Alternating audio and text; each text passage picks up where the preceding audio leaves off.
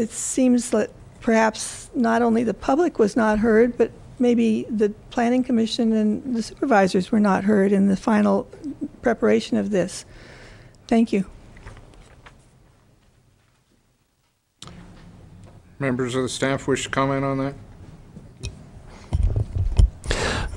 Well, what we tried to do in the policies that are in here was to capture what how the discussion came out.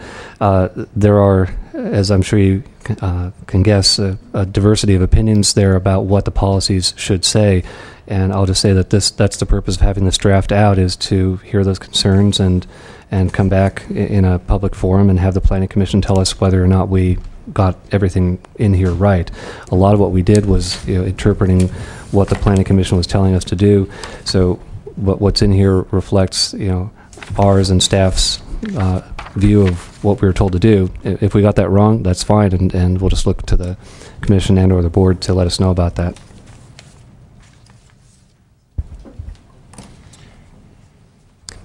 Yeah, and Allison was just pointing out too, the goals, for instance, the first one was added, for instance, at the very specific direction of the Planning Commission, talking about maintaining and enhancing the Valley's rural agrarian character, and those are very specific words that they asked us to put in here.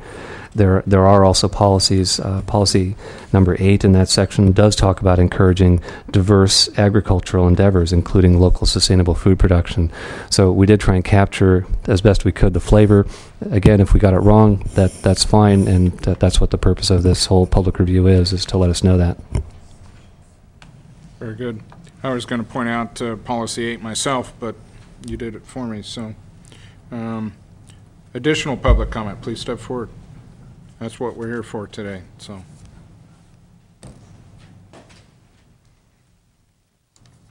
good afternoon. I'm Barbara Goodell. I just wanted to mention that we really all appreciated the Planning Commission coming over twice for 2 long days of testimony to get this plan right, and there's a lot of what we contributed that is in there.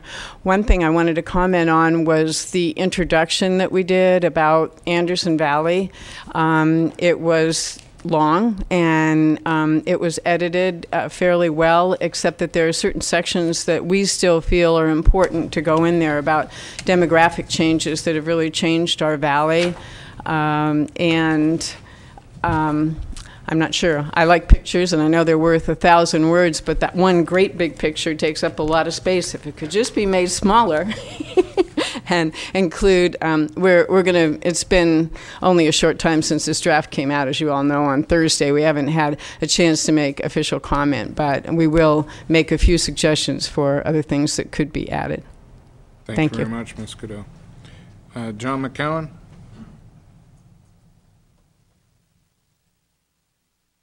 Thank you, Mr. Chair and Supervisors. John McCowan, speaking as an individual. My only request is that the public comment period be extended out to 45 days. I think all of the factors that are mentioned are part of this, but also since the draft was, as my understanding, only available Thursday online, I spoke with one planning commissioner who only received it Thursday, and the point's already been made that without the strikeout and underline, it's somewhat difficult to readily tell what the changes are. So with all of that, and given that it's just recently become available to the public, I think a 45-day comment period would be appropriate. The schedule's been extended out enough already. I don't see that you lose much. If necessary, you could push back the Airport Land Use Commission hearing, I think, and still stay with the same overall calendar. Thank you. Thank you, Mr. McCowan. Any comments? If I may, the comment period that was extended for 3 weeks is on the notice of preparation. And that is something that needs to be completed prior to the development release of the draft EIR. The public review comment of 45 days hasn't begun yet. It will not begin until September, and it will go through November, and people will already have had the general plan update document itself for a couple of months even prior to the draft EIR coming out. So The public review period that's being referred to hasn't begun yet. It will be 45 days, which is the legal minimum, and it will go from about September to November. Thank you, Ms. Glassy. Yes, please step forward.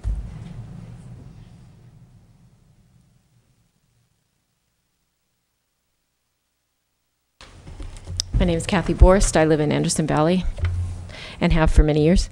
I want to echo Mrs. Herr's comments about tourism and the Anderson Valley policies.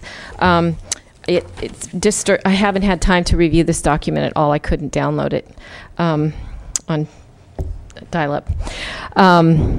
But the second sentence of the description in Anderson Valley begins with the word tourists.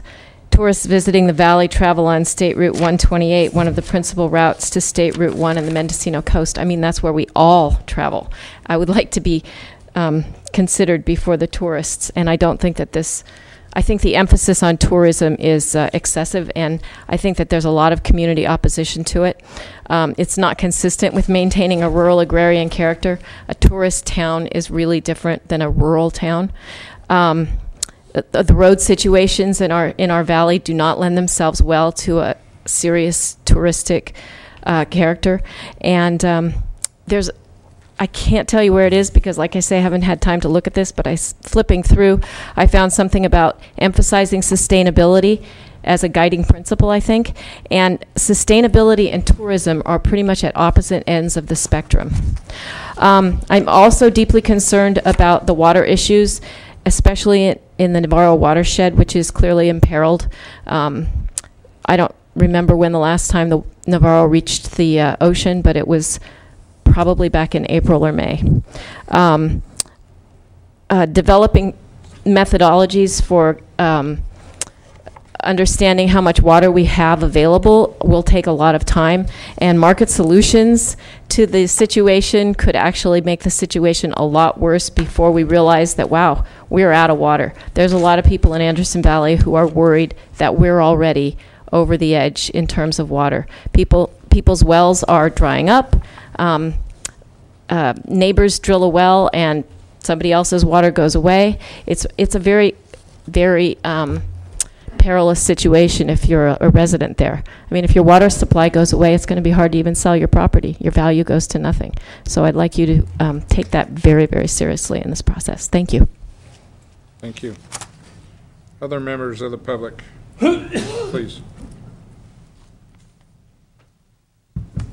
My name is Carolyn Bonfield. I've already introduced by my husband. I just have a question about the coastal element. And it says here, not part of this general plan update will be included in general plan after adoption. And I'm just curious about when that's all going to happen. Okay. Member of the staff, address that, please. The local coastal plan update is in the conceptualization stage.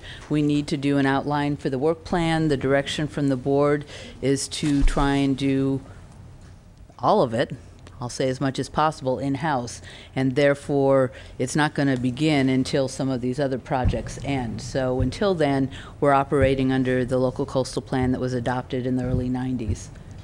Thank you. Thank you. Supervisor Smith. Thank you, Mr. Chair.